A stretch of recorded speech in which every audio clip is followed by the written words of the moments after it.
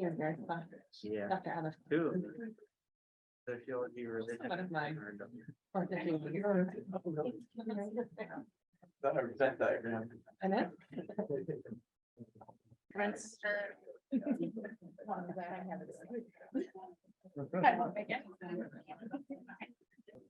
Right, welcome to the 2023 Harshbarger Lecture in Religious Studies. My name is John Braca. I'm professor of history, religious studies, and philosophy here at Penn State, and I am so delighted to see you all here as we welcome our Harshbarger lecturer, Dr. Melissa Wilde, and also honor Roger Finke.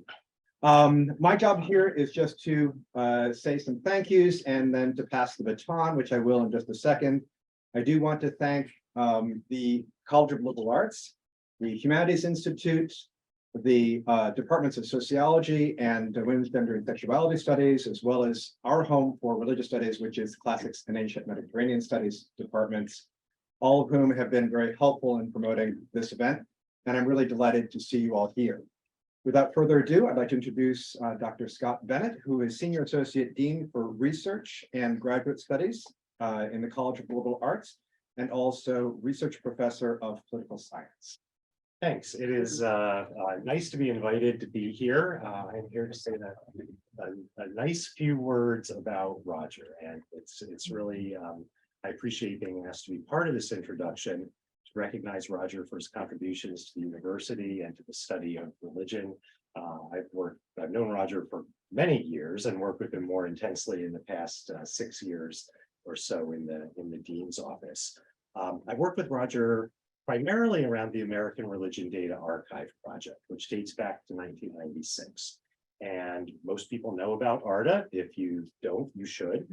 It's a data project. It's an outreach project. It's a scholarly project. It's a project that does a lot of things. And work on ARDA was one of the centerpieces of Roger's receiving the university's President's Award for Excellence in Academic Integration in 2009. It is a project that brings a lot of different things together. ARDA has received multiple multi-year grants, primarily from the Lilly Endowment and the Templeton Foundation. By my count, it's been supported by 17 grants over time, and the project has been continuously supported since 1995. And all of those grants have led to the continual expansion of that project over 3 decades. It's not the same as it was in the beginning. And in some of our meetings, Roger has lamented to me that in getting more grants for ARDA, the funders always want to see something new and different. You can't stay where you were. So the project has expanded. It's expanded in ways planned and perhaps unplanned some of the time. More data, better interfaces, new topics. And I think all of those funders have gotten what they were asking for over time, as well as the scholarly community.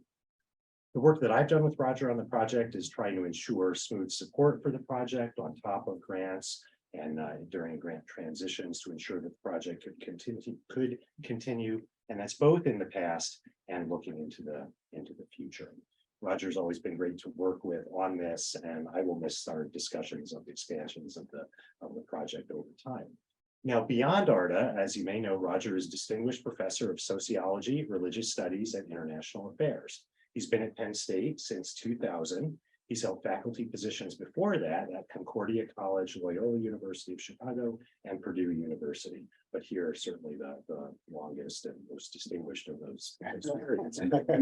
Roger's known both for methodological contributions in quantifying early American historical records of church membership and his theoretical contributions in the construction of a rational choice paradigm in the sociology of religion. His work in those areas have led to 5 authored books and 3 edited volumes from presses including Oxford, Cambridge, University of California, and Rutgers. He's published over 75 articles in top journals in the field and in several fields, and his work has garnered over 15,000 citations in Google Scholar. Roger's been active outside Penn State as well. He's former president of the Association for the Sociology of Religion, Association for the Study of Religion, Economics, and Culture. He serves on the board of advisors for the National Museum of American Religion, is a fellow in the U.S. Department of State Office of International Religious Freedom, and serves on the board of advisors for the U.S. Religion Census. And that's only a few of the top highlights of a long CV. His contributions are really in areas of leadership, both in the academy and outside the academy on a national stage. It's an impressive record of scholarship for a very active scholar. Roger's not going to be leaving the discipline, but just the day-to-day job around here. But it'll still be a loss, and I'll say, because we need more kind, productive, and innovative scholars in all of our fields. And I'll just remark, it's been a pleasure to work with you over several years in the dean's office. We wish you the best, and glad to be here to talk about you in the preface for today's lecture. Thank you.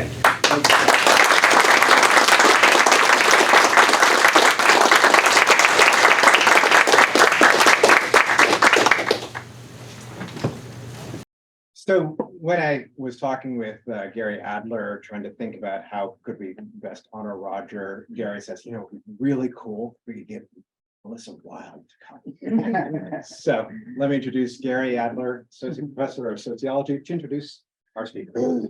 Great, thanks, John. So as John said, it's my pleasure to introduce Melissa Wilde as this year's speaker for the Harshberger Lecture in Religious Studies. So let me tell you 2 reasons why I decided to seek Melissa out. One, her book, Birth Control Battles, provides an important retelling of the history of birth control in the United States, a social conflict that was driven not so much by gender at the time, but other social factors that are highly relevant to us today, like religion, class, and race. But secondly, so the second reason we sought Melissa out is that I think her work echoes Roger's work. It asks big fundamental questions, it is well known across the discipline, and it is based on archive data that, frankly, the rest of us workaday sociologists just wish we had come across first ourselves. They have terrific data sets that they've made available to the discipline through the ARDA, and that's what her book is based on. Melissa received her PhD in sociology from UC Berkeley and has held faculty appointments at Indiana University and now the University of Pennsylvania, where she is department chair. She publishes regularly in top sociology journals, the American Journal of Sociology, American Sociological Review, and others. She won the Distinguished Book Award from the Society for the Scientific Study of Religion for her first book, called Vatican II, A Sociological Analysis of Religious Change. Now, the story in that book is really great. There's a whole secret Vatican archives that's included in that. This is serious. This is not Da Vinci Code stuff. But the story is so good, I won't say anything more about it and spoil it. You just got to go and get it yourself. But the book she's here to talk about today recently won the American Sociological Association's Sociology of Religion Distinguished Book Award. Her work has been funded by the National Science Foundation, the Louisville Institute, the Mellon Institute, among others. Like Roger, she's a past president of the Association for the Sociology of Religion. And beyond all this scholarship, one thing that stands out when you Google her and look at her CV is she has an impressive commitment to training students, both undergraduates and graduate students, and they show up in the foreword to her book in lots of thank yous. So I'll end by noting that she's currently on the board of scientific advisors for the General Social Survey. Now, mind the metaphor, but for sociologists, that role is a bit like being in the conclave to elect the next pope. So it's an absolute honor to have her here with us. Melissa, welcome.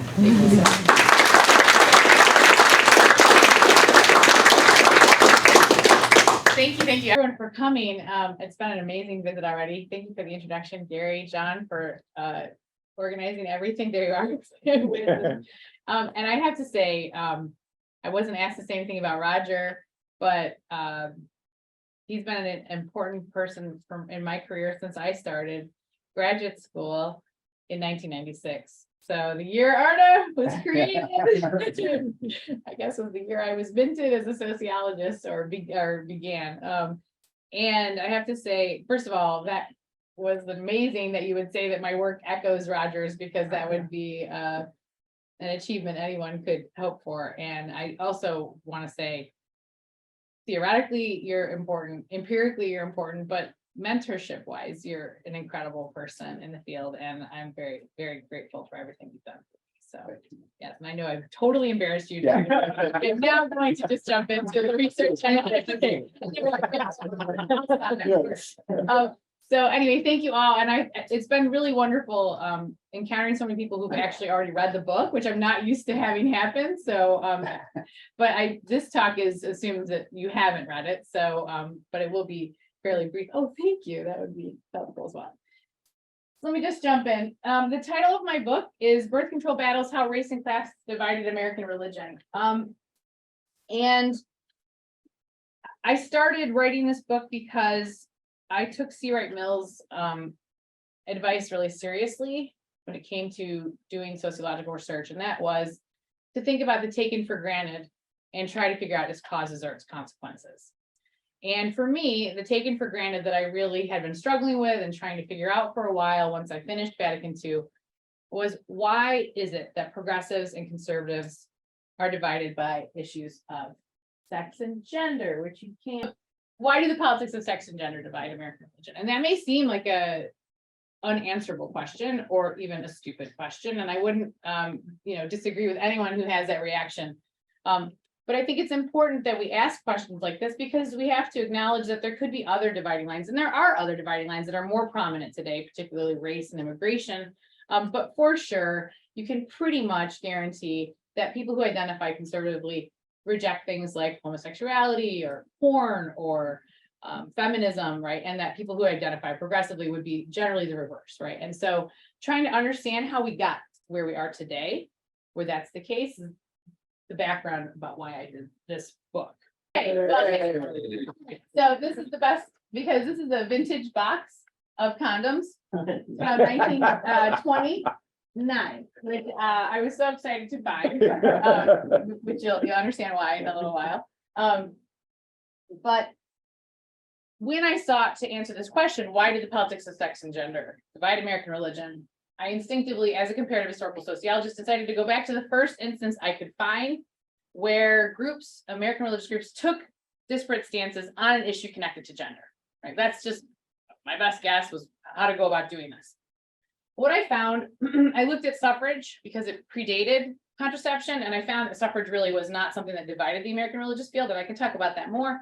But generally what I encountered was that between 1929 and 1931, 9 of America's most prominent religious groups rather suddenly liberalized on birth control or contraception.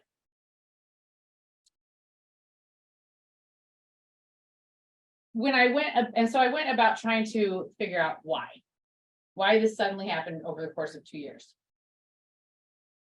What I found is not a pretty story, not something that was really fun to write. And it basically can be summarized right here, is that racialized concerns about fertility determined groups' early views on contraception. They did so well into the second half of the 20th century. The book goes from 1918 to 1965, when the pill was received FDA approval, and that's when I decided that it was done. Completely random, yes, I admit it. All right. Or not. So today I'm just going to quickly go over the theoretical argument I'm putting forward, which I call complex religion, the data and methods that went into the study. And then I'm going to talk about the analytical explanation for wave 1, which is its first liberalization that happened in 1929 and 1931. Then I will kind of try to trace that really briefly over the next 3 decades. So how did it end up looking by 1965?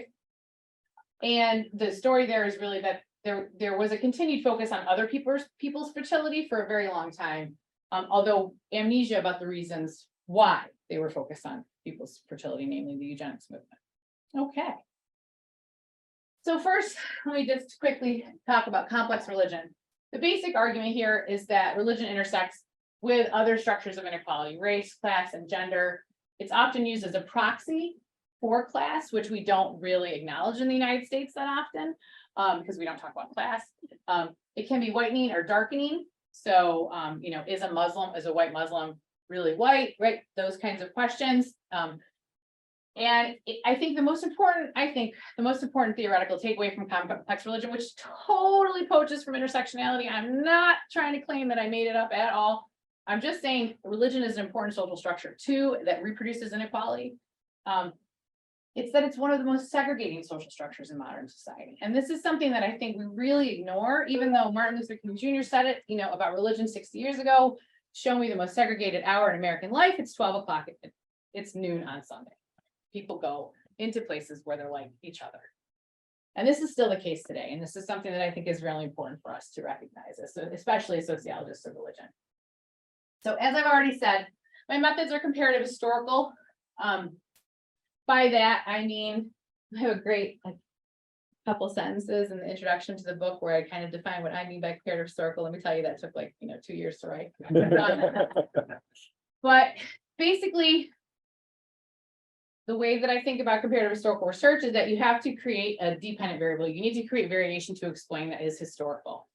And then you go through the process of systematically comparing those outcomes and the causes behind those outcomes to try to kind of figure out a generalizable explanation for whatever the phenomena you're trying to explain.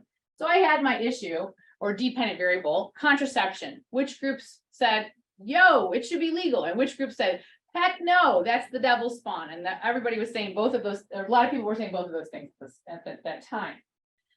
So I knew contraception was an issue, that it happened around 1929, between 1929 and 1931, but I needed a sample. And this was probably the one of the hardest parts of the research process, was just figuring out who I was going to study. I realized that I wanted to tell a story about the American religious field as a whole. I did not want to talk about just the groups that liberalized. I did not want to talk about maybe just the most prominent groups. I really wanted to be able to generalize as much as possible. And so I decided to create a sample of all the major American religious denominations in the 20th century. It's quite a bold plan, and I only have 30, so I'm not sure how I figured that I managed to pull it out, but I think I did, in the sense that via a number of criteria, normally, namely the most important one, that they had at least 400,000 members in 1926, which is a year that Roger can tell me, where does that come from? Yeah, that's right. 1926 religious census. There we go, yes, which I have digitized, and I'm going to be giving to Art. Yeah, good. Yeah, good. If you take care of cleaning it. Not only see Can we talk- data sets, Melissa. Yeah. And you know, I don't. Yeah, I know. Data set. Everything talk, yeah. Good, because I'd like it to go somewhere, because I'm done with it. So, which together so I do think to some extent I have achieved a data set of all of the major American religious denominations, 31 of them in 1926, which represent 22 today because of mergers. They represent 90% of people claiming a membership in a religious group in 1926. So they are a huge swath of the American population. Okay, sorry. The data that I will present today comes from a variety of sources. I did rely on the census data, the Census of Religious Bodies, which is a really incredible historical resource for those of you who don't know about it. I also learned a lot from various archives, the American Eugenics Society archive in particular, as well as archives from religious denominations and the American Birth Control League. One of the things that I've talked about a lot today was that I was surprised about the extent to which the archives were not that useful for me in terms of helping me answer many of my questions. And that was because while I was able to see the groups that were connected to the American Eugenics Society in the archive, I couldn't tell anything about the groups that weren't. I didn't know if they believed in eugenics or not. I didn't know why they weren't a part of the conversation. And so what I realized I needed to do was I needed to go to what those religious groups were writing about to each other for themselves. And that happens in their periodicals. And what I ended up doing was keyword searches of each group's periodical between 1918 and 1965. These keyword searches took a very long time and 70 research assistants, about 7 years. In the end, I ended up with about 10,000 physical articles that were pulled, meaning that they were grabbed because they were on one of the topics I told people to look for, which were, it was a really inductive process. It remained inductive throughout the whole time, really, in the sense that I said, I want anything on gender, sex, contraception, race, class,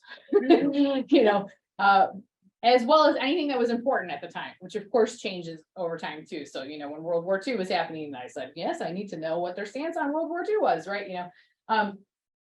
Although I had 31 groups over time, we ended up looking at 70 distinct periodicals. Of those 10,000, I pulled 1,000 of the most, what seemed to be the most useful. So that my research assistants would get a hit. They would write the title of the article. These were all done by hand. There were very few electronically searchable databases at the time, and those that did exist were pretty problematic. So from those 10,000, I pulled the 1,000 that seemed like they would be the most useful. By that, I mean, they typically hit multiple keywords. They were longer. They allowed me to kind of look at the relationship between various factors. Those were all transcribed and coded in great detail. So over time, it was about 70 periodicals. And again, I used inductive and deductive coding. There was something else important I was going to say, but I totally lost it. So Michael Birdboy says, if it's important, you'll remember. So I'm going to go on that. All of this data ended up telling me a lot.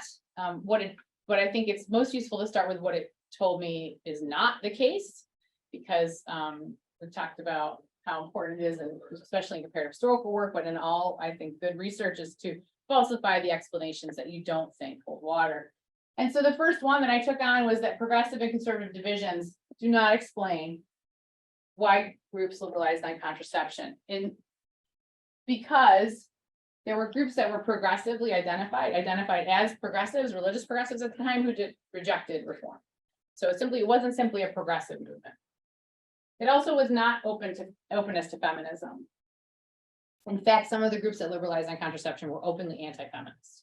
So while some of the birth control advocates were feminists, the majority of them were not, and some of them were openly against it.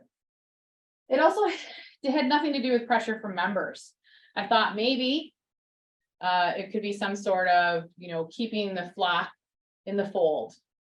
Let's bring these people who feel like they've been sinning back into good standing in the church. No. And the reason that I thought that was because I had written an article early in graduate school with Mike Howe and Andrew Greeley about how the early liberalizers, those groups that ultimately did liberalize on birth control, had the lowest birth rates.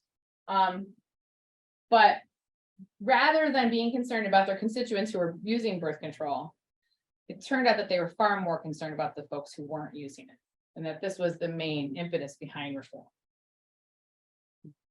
As I've already said a number of times, eugenics is clearly a key part of the story here. And so I'm going to start by just telling you a little bit about eugenics. As I began the research, I came across lots of statements like this one. Knowledge of birth control should be widely and freely disseminated so that among certain groups in our civilization, there may not be more, but fewer and better children. This was in the Congregationalist, published in 1929. This is a very clearly eugenicist statement. This is what this is.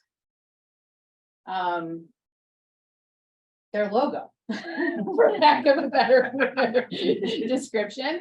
And so you have eugenics, and I don't know if you guys can read it in the back, but eugenics is the self-direction of human evolution. Like a tree, eugenics draws its materials from many sources and organizes them into a harmonious entity. And here you have sociology, religion, education, medicine, surgery, sterilization efforts, genetic. They've got a ton of academic disciplines in the roots of the tree of eugenics life, right? It's important to know that eugenics was a progressive movement, and it was incredibly widely held and believed. And even though historians say that, it wasn't until I did my research that I fully understood just how popular it was. What I found out about, clearly that I was squeezing as much onto a slide as possible. There's nothing that you can move to make that legible, so that's my fault. Along with a belief in eugenics and actually a concern about race suicide, which I'll talk about in 1 second, there was also an important movement in the American religious field at this time called the social gospel movement. And the social gospel movement was basically the belief that Jesus is not going to return until humans fix the crap that they've messed up. It's a very basic theological way to explain it. I think it's pretty clear. So social gospelers believe that it was our duty to eradicate poverty, eliminate war, take care of immigrants, get rid of slums, have good public education, Hull House, right? They were actually, some of them they were involved in a number of causes. It was a religious movement that argued that societal conversion, fixing society, is as important, if not more important, than individual conversion. So it was a directly contested debate in the field in terms of whether they believed in fundamentalism, which is about individual conversion, or societal focus, and whether it was your religious, could it be your religious duty to fix society, is really the crux of the matter. What I found was that groups that were eugenicists and feared race suicide, which I will describe in greater detail in a minute, if they were also social gospelers, they became the early liberalizers. If they were not social gospelers, they just unofficially supported contraception, so they were eugenicists. They were concerned about race suicide, which meant generally that white Anglo-Saxon Protestant women were intentionally killing the race suicide by having too few children. That's what the term generally captured. So they were concerned about race suicide. They were not social gospelers. So they just said, man, we're so proud of all of our fellow religious people who are saying birth control should be legal. Or they reported on laws where it was being liberalized, but they didn't actually make a statement themselves about their own group being in favor of it, because they felt like that was outside of the purview of their religious duty. In contrast, these folks, they had no fear of race suicide. That's supposed to say, if they did not fear race suicide, or they were not supportive of eugenics, and they were not social gospelers, they were openly critical of birth control reform. They knew exactly what was going on. They saw that as it was eugenicist, and they were they called the early liberalizers and unofficial supporters directly racist. But then there was this is an advantage in terms of my overall sample, and I really did not know how useful this cell, I didn't know that the cell was going to exist when I started the research. I certainly did not know that it would be almost equal. And I had no idea that they were going to be silent. And let me tell you, coding silence really is awful. Because as I said, when you study religious groups, there's always the risk that there's one person who's spent a lot of time with like one thing somewhere that you didn't spend as much time, and they'll be like, excuse me, we were not silent in the Synod in 1932, we said, and that's always a risk. But so I very carefully codified silence as silence in the periodicals. And it definitely reflects a reticence to talk about the subject, if nothing else. So that's my thing on silence. Just to give you another example of the eugenic beliefs and how important they were at the time, this is the kind of thing that I was reading with regularity in the data initially. So in the Christian Register in 1932, this article was published, which said, shall we harness heredity to produce better types of cattle, dogs, and horses, and do nothing with it to produce better types of men? Surely, as human beings, we are as much entitled to the benefits of good breeding as are the brutes. If eugenics were to accomplish nothing more than the giving to the members of society a sound physical birthright, would that not in itself be a stupendous achievement? Okay, so I think I am giving this example just to emphasize the extent to which, like, there's not a lot of reading between the lines happening here. Like, they're very upfront about their views. This was not the kind of like hush hush, let's problematic thing at the time. This was progressive, this was mainstream, this is how they talked about things in their religious periodicals, right? We can't let go of that. Okay, so getting to race suicide. So race suicide was a concern on the part of eugenics, as I already said, that white Anglo-Saxon Protestant women were not having enough babies. And the suicide part was to conjure up guilt on their parts, saying like, you are killing the future of the race. And this is just an example. Again, as a historical researcher, you get a little bit dorky when it comes to artifacts. And so this is a postcard that people would buy to give to new brides at their wedding. And it's a toast. And it's Roosevelt's toast because he coined the term race suicide in 1908. It's to the bride. May her troubles all be little ones, as in little babies. And this was for particular kinds of brides, right? Only, right? But what's interesting, and the reason I love this is because you can see the extent to which they were fighting a culturally losing battle. because the person who even gave the toast to the bride wrote, but not too many. Because it was considered just like not, it was not, what's the word I'm looking for, classy to have more than two, right? So they were fighting this. The eugenicists were saying, we need more babies from desirable parents. And the desirable parents were just saying, we're good. We don't need more. And what that's called is positive eugenics, pushing the people that you want to have babies to have more babies. It basically did not work. They tried and tried and tried till they were blue in the face. You may have heard of bitter family contests at state fairs. They tried all kinds of things. In the end, they realized they really needed to engage in negative eugenics, which means limit the fertility of undesirables. And so they did that through sterilization campaigns, and they also eventually moved to contraception. So here is an example of them talking about rape suicide. Every marriage must have a minimum of 3 children in order to fulfill its social obligation. So far as the educated people are concerned, rape suicide has already begun. So this is the way that they're talking about it.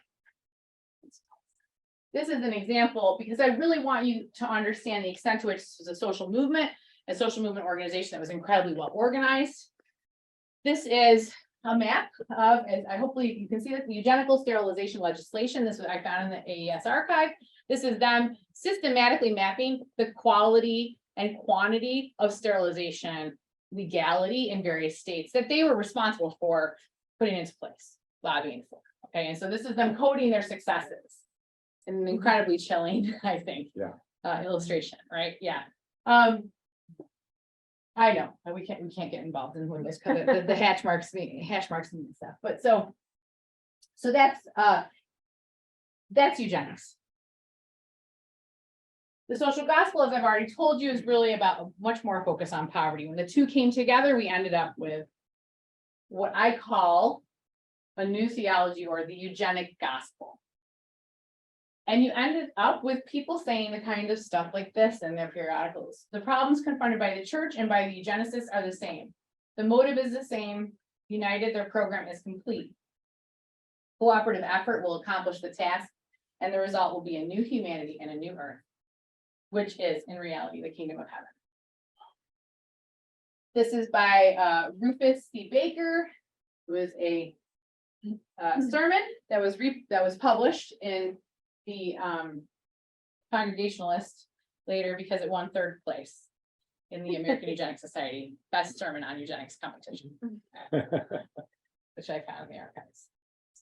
Okay, so I'm just going to pause here and go back to this table because it does lay out the variation that I'm seeking to explain, and just see if anyone has any questions about how this all shook out and why, before I will then tell you what it looks like in up to 1965.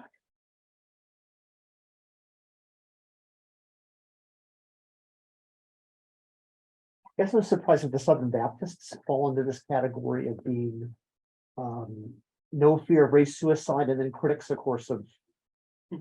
Thank you. Yes, that's like the perfect question. So in the critics' cell, there were 2 different groups of religious organizations, and I totally forgot to mention the Southern white groups. So thank you.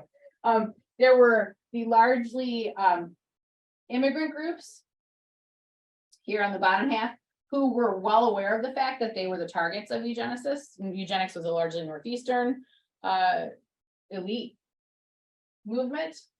And then over here you have the Southern white denominations, and then the Mormons, who are kind of off on their own, but were openly white supremacists at the time as well. And so these 2 groups are openly white supremacists. And so they're fine with eugenics because all they know about it is like, it's about you have better genes than someone else. They're like, obvious. They're like, yes, we totally agree with that. So like they are eugenicists in the sense of the basic definition of the term. They, however, totally rejected race suicide. Southern whites enjoyed high birth rates and also Jim Crow. And so in contrast to the way that the eugenicists in the Northeast talked about race suicide, they said, well, they said a number of things, but they said, like, our women have babies. We don't know what's wrong with your women. They said, we had 19 babies in the hospital last week, 19 white babies, obviously. And they focused on the fact that really they were 10 years behind in terms of the movement because they were still stuck in positive eugenics.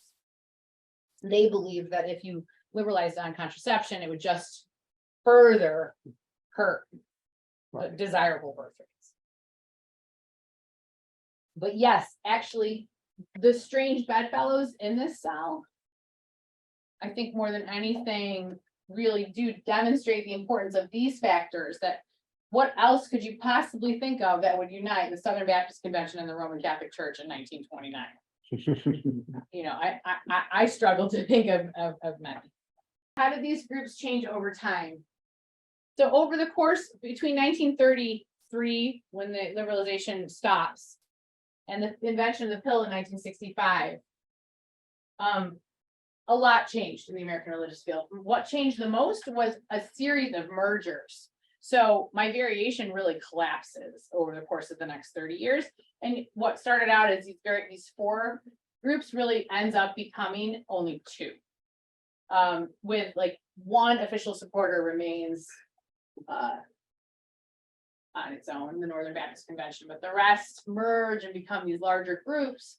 But you see, for the most part, the merging happens within like categories. So typically early liberalizers merged with each other, or early liberalizers merged with unofficial supporters. And I'm not making causal claims about that. I would say it's probably more a result of kind of race, class, geography, and theology leading to mergers, but that those things ended up also correlating so strongly, as we're going to see, with these views. But then you have this huge also swath of the American religious field, who I call the reluctant endorsers, almost all of whom liberalized on contraception over the next 30 years. Some of them were as late as the 80s, but they did so entirely differently from the early liberalizers. So let me first talk about the religious promoters of contraception, who were the more modern day eugenicists. And what I found that by 1955, they've shifted. Their concerns are no longer about Italian, Irish, and Jewish immigrants in northeastern cities having too many babies, which was their focus. And it is now about brown people in the rest of the world having too many babies. So it's still about desirable and undesirable babies. It's just who they're concerned about having too many babies has changed from inside the US to outside, with one exception. And I'm sure many of you can guess what that exception would be: African Americans in inner cities. Now they're part of the conversation about population explosion, and they're the only American population that's really discussed. Okay, so here we get to one of the fun parts of the story. For me. So as I was doing this research in the American Eugenics Society, I came across this guy, Henry Pratt Fairchild. He was the last president of the American Eugenics Society. It folded in 1931. When I went to the secondary historical sources to find out, you know, what happened to the American Eugenics Society? That's one of the most frustrating things about being a historical researcher. Can someone please have answered that one question so that I don't have to do that, right? But the sources were bad. Like they were like, oh, they ran out of money. Well, that was totally not obvious from the archives. They seemed pretty flush with cash. Or, oh, they went into hiding because they were like, oh God, this Hitler guy's really a problem for us. Well, there was nothing about that in the archive, and actually it seemed to happen before the rise of Hitler. So that didn't seem to work either. So there was no conflict. You know, in the archives, typically you'll see like this group said this group said this, and then next week were two separate groups, but nothing like that either, right? So I was just really, so I basically ended up doing a deep dive on this guy. Not necessarily advisable, but I did. So I Googled him, and I noticed he was a sociologist. So the American Eugenics Society was really good about documenting the professional connections and credentials of all of their members. And so he was a sociologist, he was a well-known sociologist, and they definitely advertised that. So of course I was like, oh, he's a sociologist. Let me check him out too. Okay, so I find out that in the Googling, it comes right up. There's an article on the history of the Population Association of America. He's the first president in 1931. He founded the Population Association of America. For those of you who don't know, that's the primary national group for demography, the discipline that is so close to all of our hearts, right? Okay, but it's not just demographers that may be embarrassed, because he was then president of the American Sociological Association in 1936. So this is both a story of kind of just how elite and mainstream eugenics was, as well as like what happened to it, as well as just a little brief history lesson on our own disciplines. Not so pleasant, but you know. What's interesting, they had a bio of him on the ASA website. And what did it say? He was an early feminist and promoted contraception. So being the like stupid person I am, I emailed them, I was like, this is totally inaccurate. Needs to be fixed. Let me know if you want, you know, information. And then 2 years later, they're like, will you rewrite the biography? And I was like, hell no. I can't say anything nice about him. I said other things, but I'm not gonna repeat that. And they were like, well, it's okay. You just, and so, yeah, and I ended up writing. But, so this is, but I think that this, sorry, I know it's just like kind of a fun story, but there is a point. And the point is that this is how this population obsession really became a part of mainstream America, in my view. That we moved from the American Eugenics Society to whitewashing it and making it more academic through the Population Association of America. The shift happens, I don't know, the archives in the PAA would be so interesting and totally need to be examined, and I'm not doing it. But like, when did the shift, you know, from focus on the US to the focus outside of the US happen? I'm guessing about 45, 48 maybe, after World War II. So because things really contract during the interwar years from what it gets out. Anyway, I digress. But what you can see well through 1965 is, while there's a shift in focus in terms of who the population is, whose babies need to be like prevented, the language is still totally from eugenics. So you see things like the malignant growth of world population, or we are breeding disaster, or why are doctors and nurses striving to heal the sick in India when that country can't support its present population? I mean, if there's not a more eugenicist statement, that, you know, it would be hard to find one.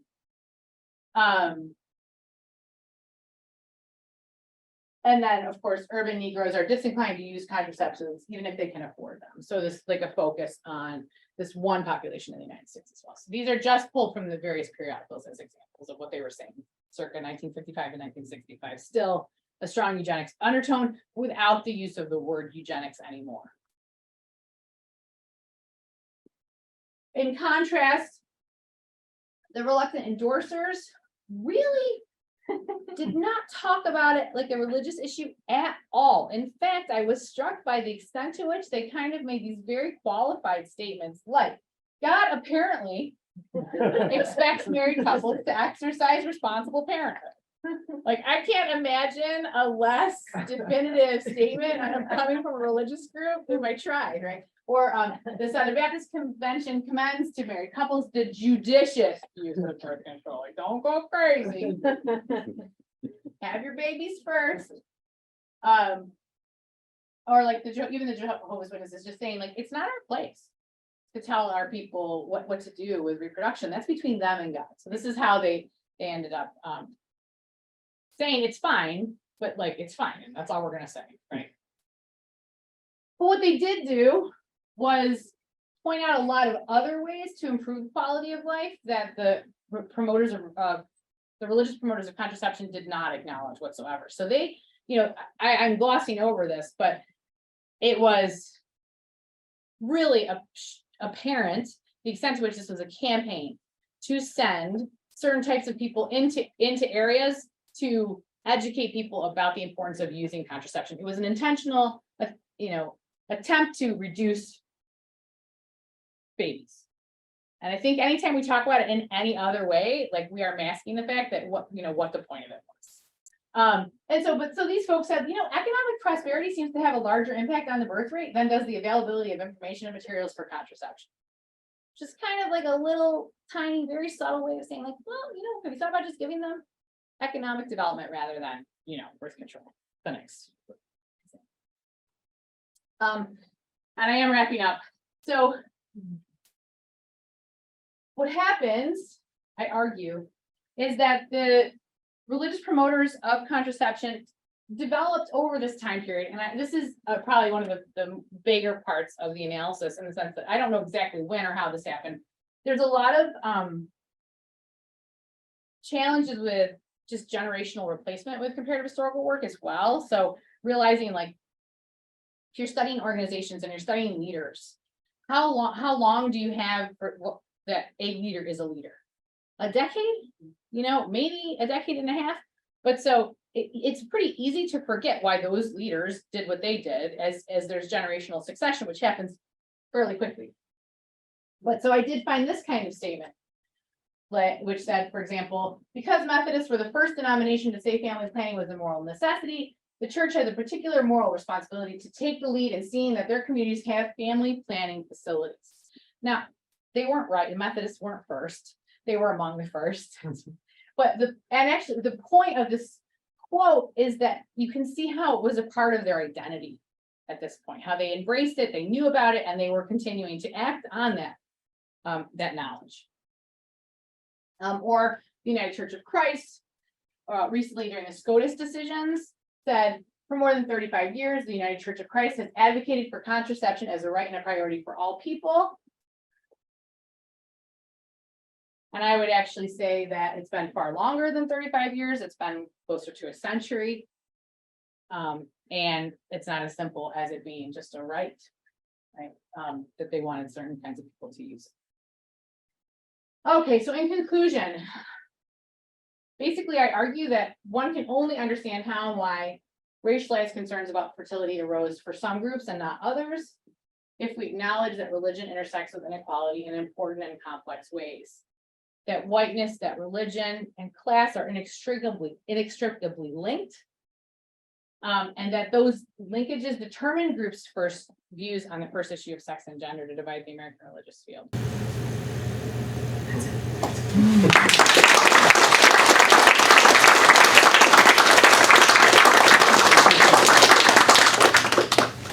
Thank you so much. Great talk, thank you so much. Thank you. Did you come across any archival data about how churches like the African Methodist Episcopal Church, or how the Black churches were speaking about this issue, and how it contrasted with these New England white churches? I did. So I had two historically Black groups in my sample: the American Methodist Episcopal Zion Church, and then the American Baptist Convention. I'm sorry, I'm still in your book. Go ahead. I can't. The tables are with Tab there. There you go, Roger. That's right. That's what I'm talking about. There you Let's go. get the data. You need that. No, I do not need glasses, Roger. I am younger than you, okay? So, right, okay, so I had to remind myself, you're fine. Okay. So both historically Black groups remain silent. And so when I teach methods at Penn at the graduate and undergraduate level, and one of the things I've done over time, I teach my own work. When I was in graduate school, I remember one of my professors said it's important to teach your own work. If you think what you do is good, right? Like, you should teach your own stuff. Plus the students enjoy it. But it shuts down conversation when you teach your own work, I've learned. And so one of the things I do is I challenge them. Anyone who can identify an alternative hypothesis that I don't falsify in my book gets an automatic A+ in the class. Nice. Yeah, but I don't give many of them. But it does get them really engaged. And so that is the one alternative hypothesis I do give credit for. But don't make this recording available until the end of the semester, please. Because so I argue that they were silent because they were social gospelers, and they totally understood that the white social gospelers were arguing for contraception because of eugenic reasons, and they couldn't support it. But they also did not want to openly criticize their fellow social gospelers, who were their only white allies in this field and at this time of great religious and racial inequality.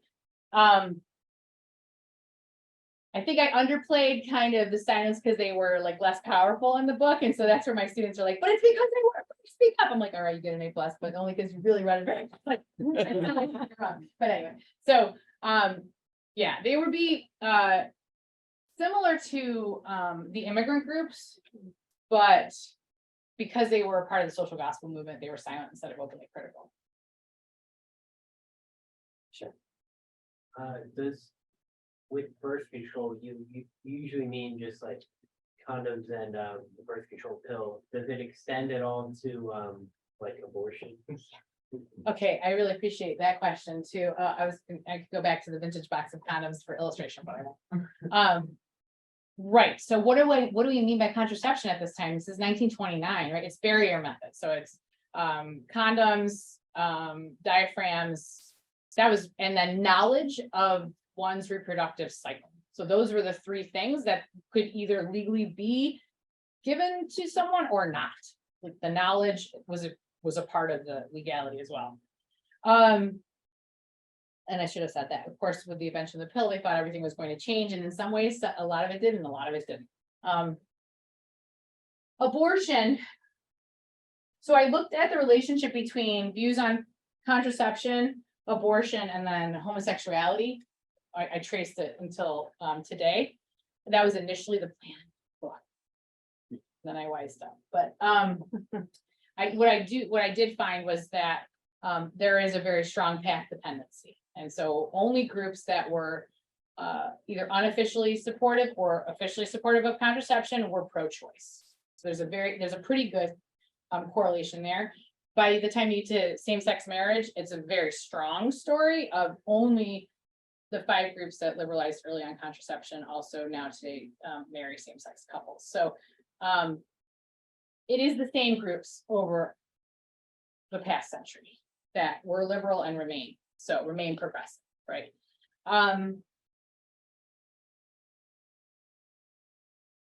What do we do with that? You know, I think a lot of times the question comes right back to that for me, like, so what do we do with this like blow it up story? Here you go, I'm done. You know, like, no, do the ends justify the means? If the means were a problem, where do we go with this? And so I have a couple of thoughts on that. The first is, while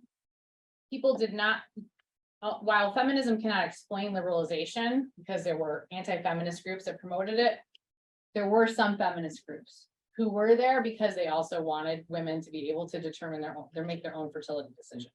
So that's not, we can't erase that part of the story. Just because those feminists were also eugenicists, does that mean that they weren't feminists? I don't think that we should be saying that. I think it's better to say they were also eugenicists and just acknowledge that reality, right? How does that relate to abortion? I can totally see that you're thinking that, and I think that's fair. As I already said, basically the religious promoters of contraception became the promoters of abortion rights. Like they took up that mantle wholeheartedly. They created this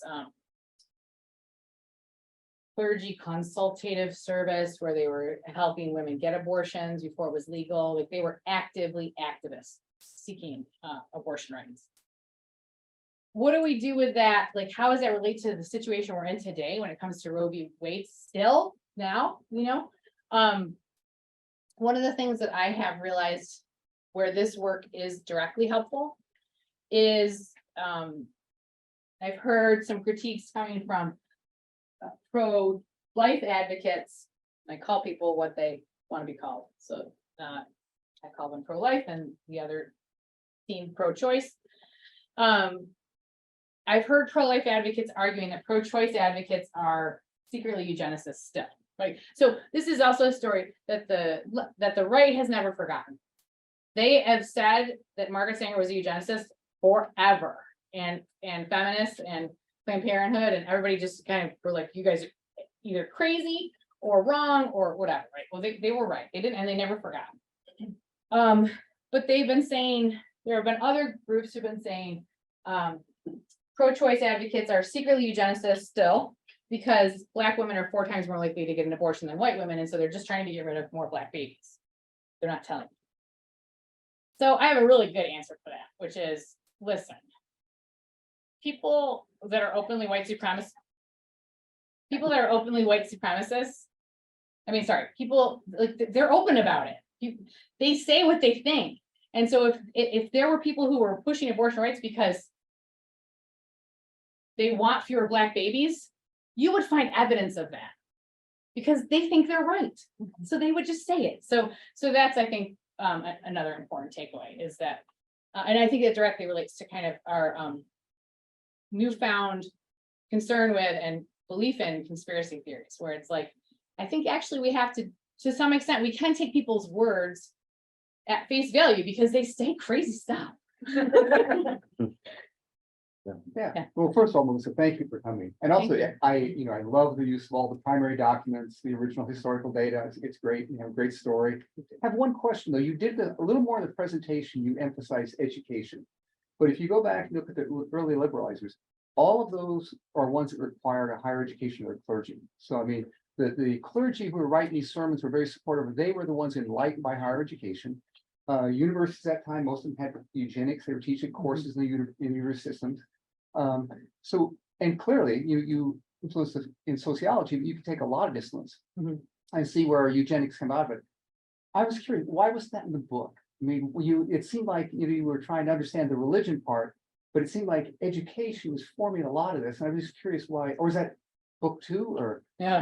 No, I was serious because it really is something I don't think a lot of universities acknowledge, and as sociologists, we do social modeling as far as where we want to prescribe things or policy issues.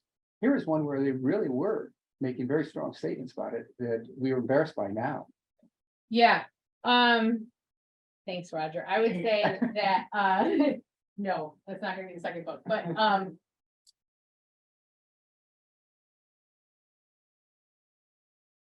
the reason education isn't a larger causal story in the book, or wasn't a focus, was because I guess I didn't care. I didn't care how or why these, first of all, the extent to which I can say this is about religious individuals versus religious leaders, like, I try to be careful to talk about, these are like the thought leaders in these groups, not necessarily any individual member thought this stuff. And clearly, even some of these liberal clergy at that point, many were serving on university boards, Right. And they were very influential that way too. Yeah.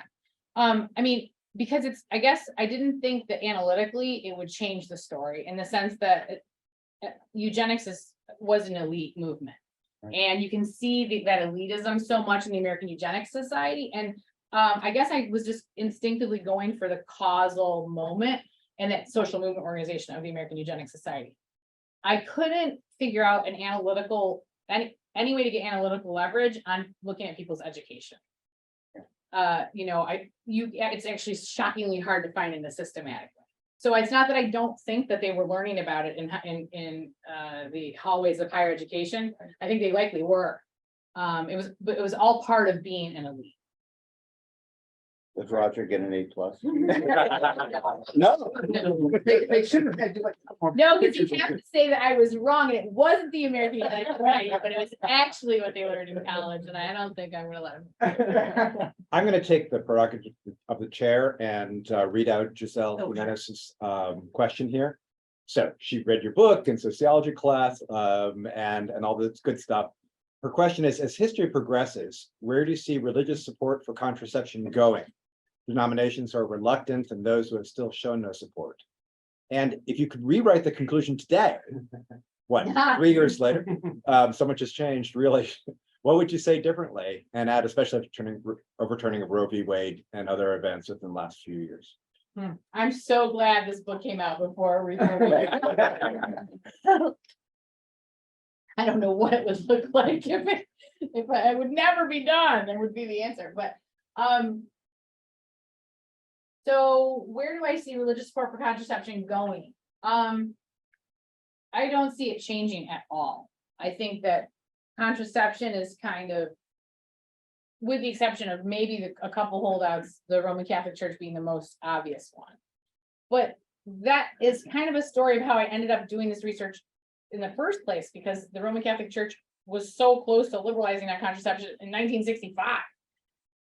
And the Catholic Church is now one of those, for the most part, situations where people just use it and ignore the church's mandate on it. And that's the case for any group that has still doesn't allow contraception. So I don't see a lot of movement happening on contraception in the future. Will the Roman Catholic Church suddenly decide that contraception's okay? I think they'll probably tackle female priesthood or celibacy first. Because contraception is not a problem for them. Yeah, people just ignore it. So, I feel like I didn't really answer her other question, because if I could, okay, yeah, I'm just gonna not answer that other question. So I see lots of other hands, go ahead. Great talk, and yeah, the book's terrific. I really appreciate it. I had a question about kind of how we get to that period in 1929, 1931. And I'm a little curious how it comes from the Comstock laws, like and kind of how religious organizations are responding to that or not responding to that, and who else would be, right? Because I wonder if part of this story is that right away, some of the feminist groups, some of the women's movement groups are responding to the Comstock laws kind of immediately with provision of contraceptives, and it's partly why they revise them, right, to make it harder for them to do that. Right. And so I'm wondering if there's kind of all this other work happening kind of outside of religion, or if are the religious groups paying attention at all? Are they not paying attention until the late 1920s? I was just curious. Yeah, what's no, happening. that's a really great question. So I would say, yeah, so why religious groups? Why did I say, well, I'm a sociologist of religion, so that's what I do, but it's definitely the case that the movements were not started by religious groups. So I don't want to give the impression that that's my causal story. It's definitely a story of social movement organizations coming up, pushing issues and putting them on the agenda. And it's actually much more of a story in this case of the American Eugenics Society intentionally aligning with certain types of religious groups because they thought that they would be helpful. And so there was an intentional, it was the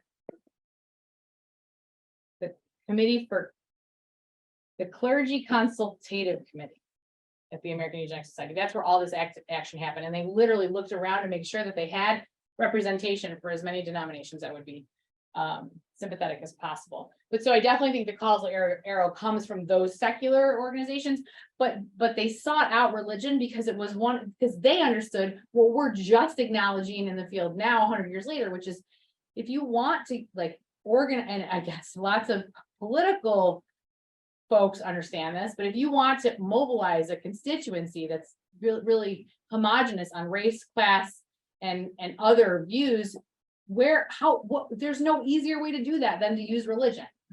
And so they were intentionally going to these religious groups to mobilize them.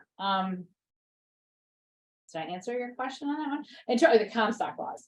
So I think that's really just a social movement story of movement, resistance, and fighting with each other. That's all part of the kind of background about them initially trying to be pushing positive eugenics and then eventually just giving up. I yield to a friend. Okay. Because I think she was facing. Thank you. I just have a question about, going back, how safe was abortion in the 20s and 30s, and what role did that play in kind of the debates? I mean, I don't think we have very good data on how safe it was. If I was to guess, I'd say it wasn't very safe. But the other important thing about abortion that's at that time was really similar to contraception and most likely not nearly as defined as separate from the way that it is today, is that only women who had access to physicians could get a safe one at least, right? And so those are the same women who also were the only ones that had access to contraception. So I didn't cover the fact that the reason why white Anglo-Saxon Protestant educated women were having fewer babies was because they had access to a physician, and only physicians could fit you with a diaphragm. Apparently, also only physicians could give you a box of condoms to bring home to your husband. That I still don't understand how that mechanism happened, but I would say that that would probably be the relationship there. Is that I'm sure there were upper class women who were having abortions, but they were safe and in a doctor's office, or safer at the time. Can you elaborate on the motives behind internationalization of the movement? Because domestically it would make sense because of threat from unwanted population. But what is going behind this internationalization in 1950 and afterwards? Was it like these guys realized Jesus is not going to come back in Boston, Massachusetts, but some family? Yeah, so there's on the one hand, I have I think a good sociological answer, and on the other hand, I think it requires a lot more research. So on the one hand, so why the shift from not being concerned about Italian and Jewish and Irish Catholic babies anymore in the United States? Well, that's because these population rapidly whitened, right?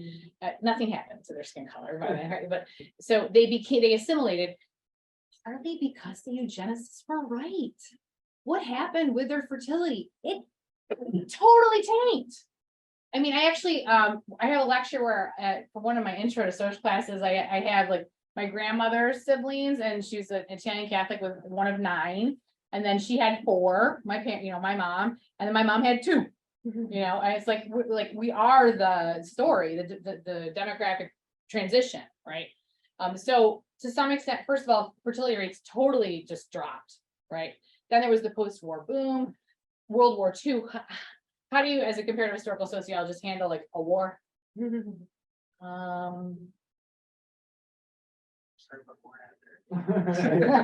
no, what you need is like before and after, as well as people that participated and people that didn't, people that won and people that lost. Yeah, but so I think there's a lot of reasons why the shift happened that have to do with them being less concerned about the population quality in the United States of whites. And then the shift also, don't forget, really became focused on blacks in the inner cities at that same time. So it wasn't that they had no concerns about population quality in the United States anymore. But I think it's really just as much a story of like what happened to the field of demography, what happened to how did this like population explosion fixation take off? Where, and I think that's a story that really needs to be written better, more than it has been. Certainly the Population Association of America is a big driver, but I'm sure there are others. Sorry. Sure. So I'm super interested in this demography story as well. Cool. Do you want to do the research and I'll just? Well, you want to do yeah. But so I have 2 kind of questions. So one is, the second demographic transition. How much of so we see I couldn't help but think when you were showing me like in the 30s, the second group, the group that kind of starts pointing to the reluctant adopters, right? And they say, these are economic concerns. I mean, those people sound a lot like second demographic transition people in my mind. And so, I mean, do you believe, just as somebody who knows this literature, do you believe you could tell a kind of secularization story that somehow this religious kind of rejection of eugenics or this religious position on eugenics can become part of a larger framework of understanding? But that's kind of like a abstract question. The more kind of permanent one, or the more pressing one, the one I'm more interested in is, okay, so we are now sociologists, and we want to, as Roger says, we want to be public sociologists, right? We want to be good public sociologists, and eugenics is a pretty good example to say maybe we shouldn't. And so I wonder what you think about both in terms of like the lessons we learn about where the limits should be on us, and also kind of the mistakes they made besides kind of the obvious ones of being like racist and terrible.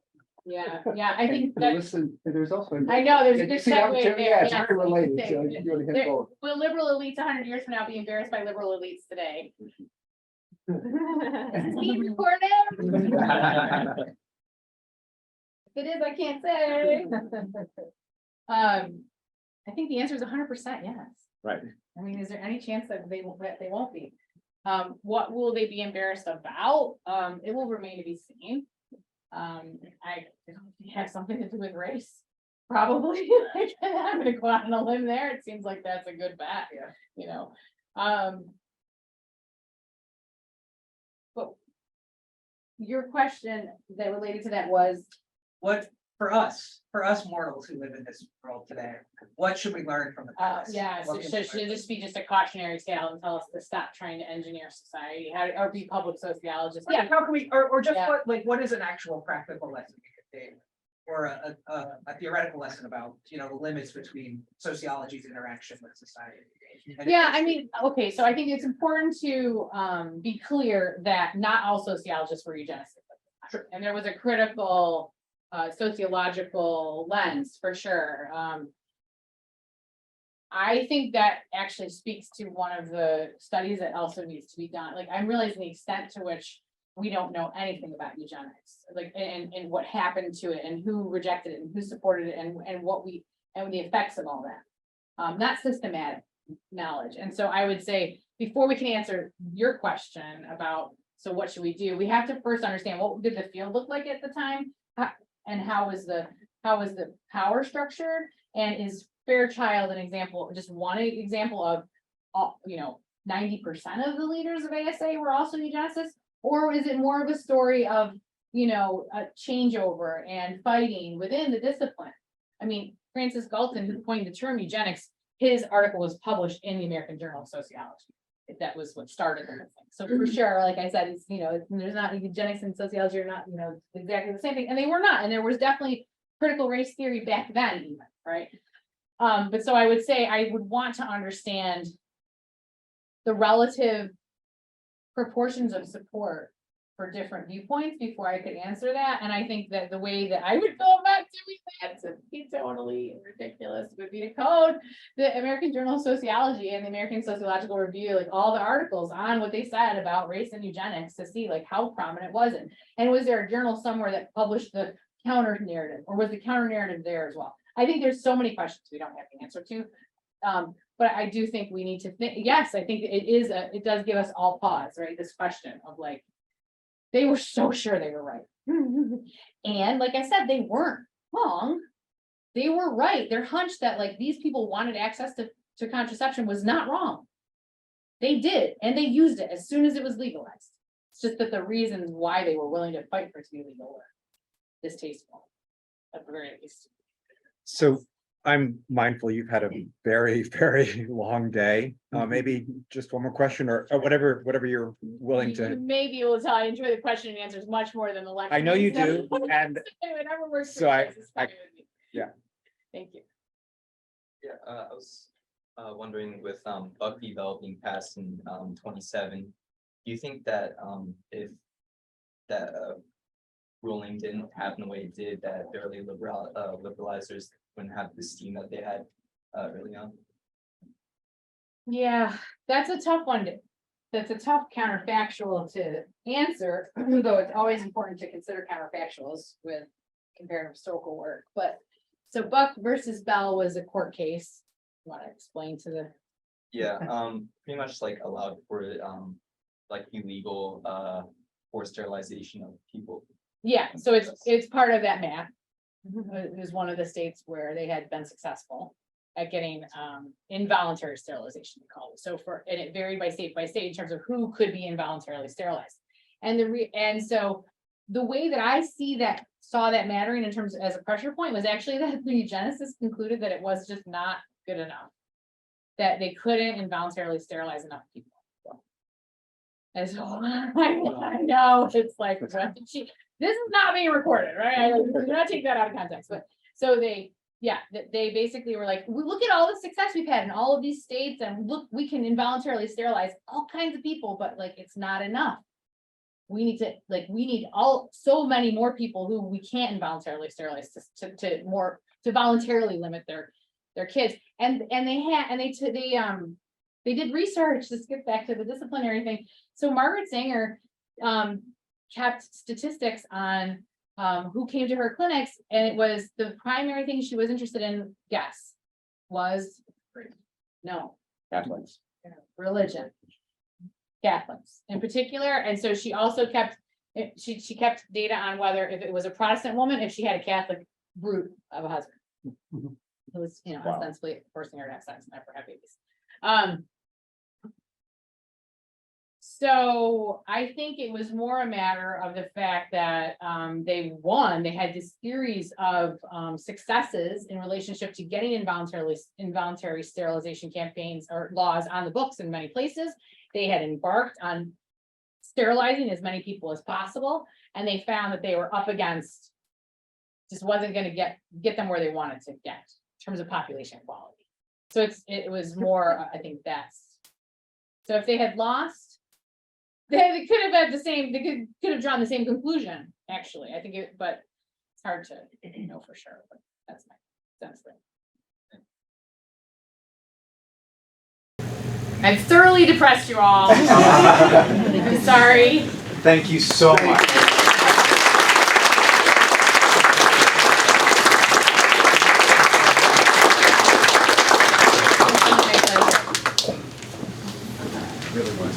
Thank you.